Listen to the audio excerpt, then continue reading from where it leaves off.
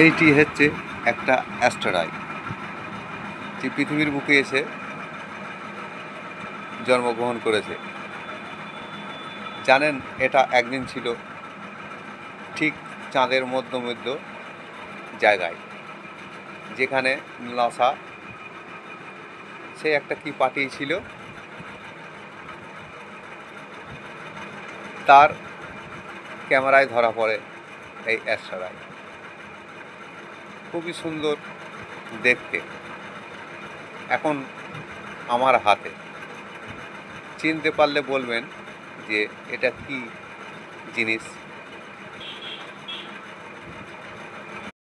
এইটি হচ্ছে একটা অ্যাস্টেরয়েড, যে পৃথিবীর বুকে এসে জন্মগ্রহণ করেছে।